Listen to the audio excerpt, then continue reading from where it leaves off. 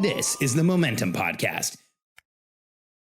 I've been advising and helping entrepreneurs grow businesses for most of my career. I've been an entrepreneur growing my own businesses for most of my career. Today's podcast is about something that is so challenging to me as a lifelong consultant and supporter of entrepreneurs. It's what I call consulting malpractice, when a consultant is experimenting on a live body that is your business and they don't know what they're doing. Let me share a story with you that I think will teach you, show you what I'm talking about, and help you avoid getting taken advantage of and possibly taken out of business by a bad consultant.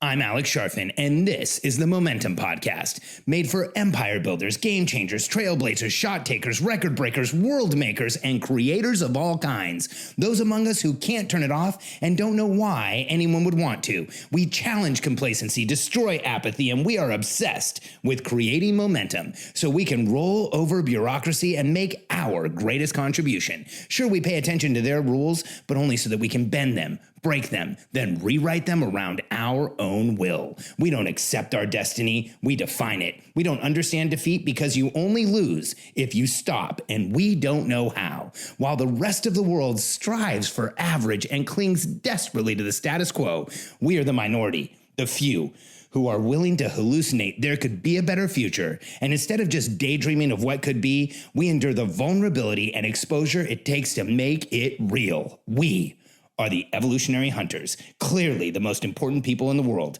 because entrepreneurs are the only source of consistent, positive human evolution, and we always will be.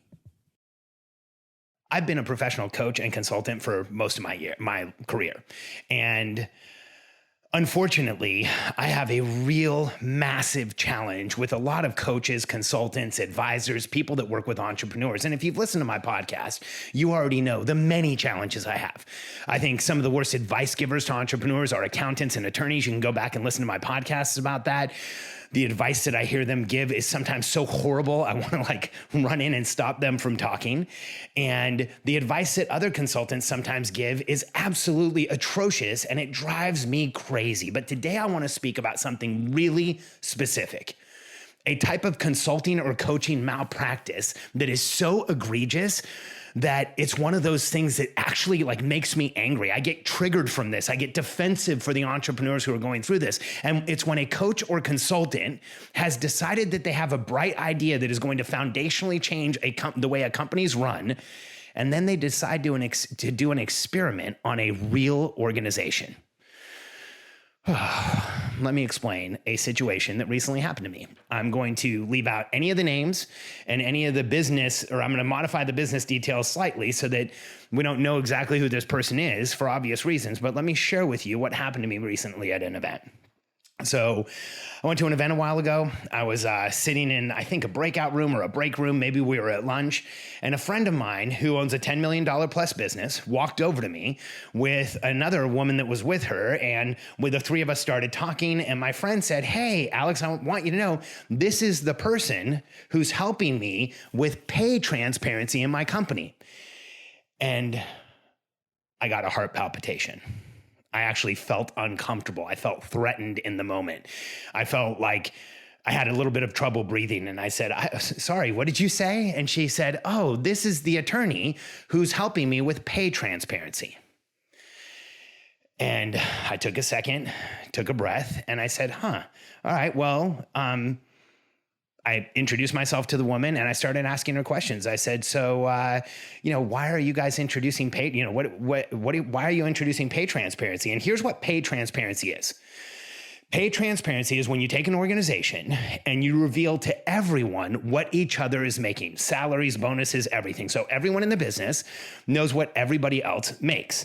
Now, the arguments for this are things like the team will be more connected. It's a closer team. Money is no longer an issue. You avoid discrimination.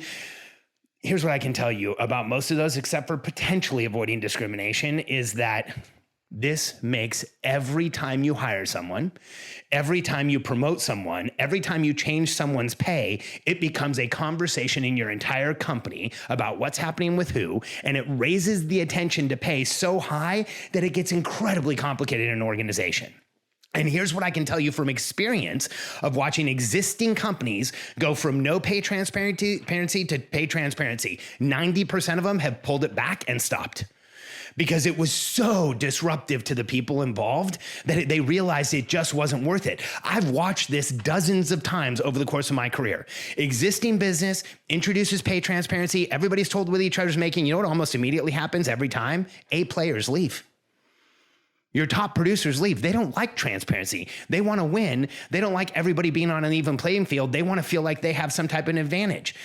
And I don't mean this in an insulting way, but when you look at the organizations that have pay transparency, it's usually government organizations, organizations like the post office, organizations where there's long-term stability, organizations where there's not a lot of growth, organizations that do not tend to attract a lot of entrepreneurial thinkers. I'm not saying there's anything wrong with the people that work in those organizations. In fact, the military has pay transparency, and some of the most amazing human beings I've ever met have come out of the military. But you have to understand you're setting your company up to have the same tactics in management as government organizations and the military. And it doesn't tend to attract really high producers in pay transparency. But here's the issue. The transition from no pay transparency to pay transparency can be so disruptive, it can take months. And like I said, in most companies I've ever seen, they've started the transition, usually rolled it out to leadership or to management, and then very quickly decided that it was not a good idea to give to everybody. And pay transparency is right up there with the other really terrible ideas that consultants and accountants and attorneys come up with, like unlimited time off policies or eliminating titles so nobody knows who's who, or holacracy like Zappos where everybody manages themselves. Here's the reason there are very few companies that do any of these things: because they don't work. And here's what happened at that event. So I'll take you back to the conversation. My friend has just introduced this attorney and said she's going to help me with pay transparency. And my first question was, why? And the attorney said, well, are you familiar with pay transparency? I said, look, I'm completely familiar with pay transparency. Why are you doing it in this company? And she said, well, there's so many different reasons, but the biggest one is it eliminates discrimination. And I said, yeah, and I know the owner of the business very well. She's actually one of the most non-discriminatory people I've ever met. The mix of her staff is incredibly balanced. It's like she has all different types of people on her team. I've never, ever thought of her business as having discrimination. So I said, do you feel like there's a discrimination problem in this company? She said, no, not at all. But we wanted to put pay transparency in anyway. So I said, so are you solving a problem that doesn't exist yet? And she goes, well, we're going to stop a problem from starting. And as soon as she said that, I started getting even more uncomfortable. And I said, so I want to make sure what you're saying is you're going to take this organization from not having transparency to having transparency to everybody. She said, yes. I said, okay, well, then I have one question for you. How many times in your career as an attorney or consultant or advisor or whatever your position is here, have you taken a company from not having pay transparency to having pay transparency? And she looked at me and said, this will be my first time. Oh, the heart palpitation that I had in my chest turned to anger and frustration and irritation. And I immediately said to her, and this may not have been the most polite thing to say, but it was the most transparent and real thing I could think of saying. I immediately said, if you've never done this, you should stop talking about it. You're a liability. And I said, this is malpractice. You have no idea what's going to happen to this organization by introducing pay transparency. And if you've never done this, if you've never seen it, if you've never been through it, then you're a fraud. Why are you saying you can help somebody with this if you've never done it before? You should stop talking about this. And with all due respect, if you haven't seen the destruction that this causes in organizations, you shouldn't be going around selling it as a service. And the attorney I was talking to was clearly taken aback. And she said, well, how would you suggest companies install pay transparency other than doing it this way? And I said, well, first, I wouldn't suggest you experiment on live bodies. We're talking about a $10 million plus corporation that you have no idea how much frustration and irritation and anxiety you've introduced by doing this right now.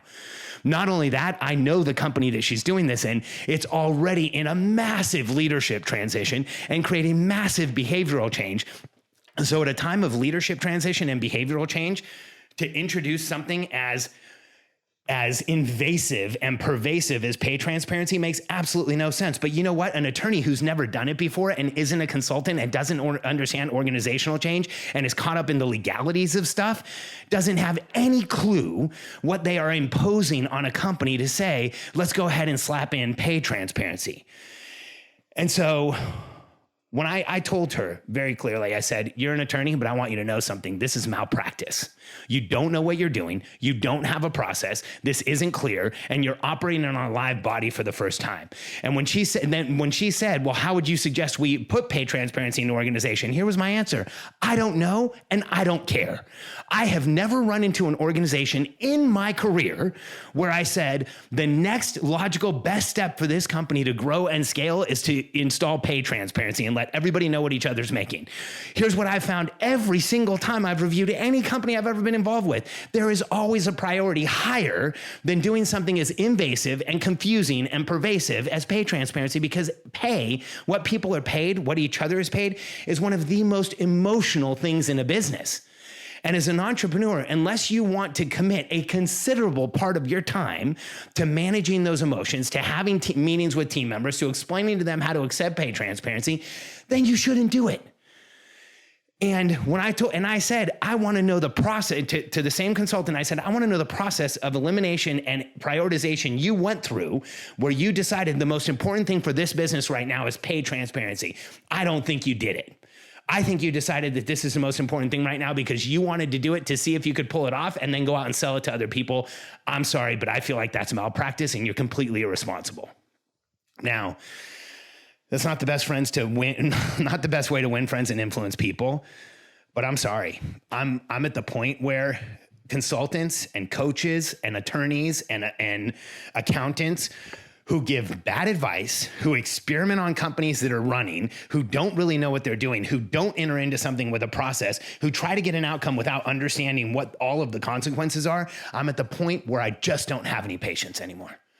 My frustration level of watching businesses go through these crazy experiments and fall apart is through the roof. And it's not just pay transparency. Whenever I watch a CEO try to eliminate everybody's titles,¬ Robin Sharma is an incredible author. I love the guy, but the leader with no title just doesn't make sense in a real company. It's a nice allegory. It's a nice story. It's not real. You have to have titles. Titles are a roadmap in a company. One of the other big dumb ideas that come out, like unlimited time off. Unlimited time off is for companies like Google and Apple and Facebook, where they have so many systems in place that they give people unlimited time off, but nobody takes it because they work at Google, Apple, or Facebook. You don't need to have it. And when it comes to something like pay transparency, again, I've never met a small business in my entire career. And when I say small, all the way up to tens of millions, that pay transparency was the next logical big thing. In fact, it's quite the opposite. When you look at your business and you evaluate over and over again where you should focus based on the 5 core functions of lead generation, lead nurture, conversion, delivery, retention, resell, and upsell, here's what will happen. You will defend yourself against terrible consultants like the one I'm talking about. This attorney shouldn't be working with entrepreneurs. She should go do something else, because if she didn't have the understanding of how dramatic a change this was going to be in this company, she never should have made the proposal. And here's what I can tell you as an entrepreneur will defend you and protect you against bad advice. If you consistently drive what you're going to do next based on the 5 core functions, when you evaluate your lead generation, your lead nurture, your ability to convert a customer, your delivery, and then your retention, resell, and upsell, you will always be focused on the customer journey and what is going to move your company forward the fastest. Here's what I can tell you. By evaluating your 5 core functions, lead gen, nurture, conversion, delivery, retention, resell, and upsell, you would never reach the week where you said, we need to focus on pay transparency. It would never happen. So defend your business, especially from consultants that don't know what you're doing. Here's some advice. If you're going to enter into a major initiative with a consultant, number one, make sure it's something that your company actually needs. Like, ask yourself, is pay transparency going to be the biggest thing that moves our business forward this quarter? I can tell you for 100% of the businesses I've ever worked with, the answer would be no. Number two, make sure the consultant knows what they're doing. Do they have a track record? Is this something they've done before? Ask the magic question. How many times have you taken a company from not having this to having this? And can I talk to some of your successful clients? If the answer is zero, you have to consider, do I want to be the first? Do I want to be the guinea pig? Do I want to be the first person to go through this process with an inexperienced consultant who can't anticipate what's going to happen next and doesn't really know what they're doing? I'm sorry, but that's the reality. Ask the question. And then third, make certain that this is something you have the time, the energy, the effort to commit to. Committing to something like pay transparency without understanding just how much time and energy and effort that's going to take is crazy. But that's exactly what happened to my friend.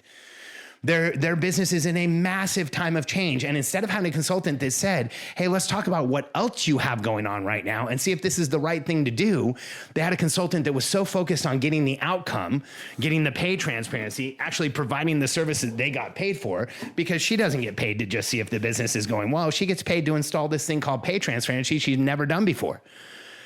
And so if you're going to enter into an agreement with a consultant, make sure they've done it before. Get a track record. Make sure it's something you need and you're clear on the process, or you may suffer through consulting malpractice as well. My fingers are tightly crossed that my friend's business survives and this doesn't dramatically affect profitability this year. But in my experience from watching this in the past, anytime a company between 10 and 30 million has tried to install pay transparency, there's team turnover, massive confusion, tons of anxiety, and it just isn't worth it. Don't be a victim of consulting malpractice. Work with a consultant that knows what they're doing, that gets a consistent result with the same type of client over and over again. That's what we do. If you're ready to grow and scale your business, if you want to be able to answer the question, what should I do next to grow my business as fast as possible? And if you want to be part of a community of CEOs that are taking their businesses and turning them into real organizations so that they can build empires, go to predictablebusinesssystems.com and fill out a short application for my team. Jump on a call with Jeremy and let him show you what we can do for you. Predictablebusinesssystems.com. Don't be a victim of consulting malpractice. Instead, put the right processes and systems in place so that you can grow and scale today.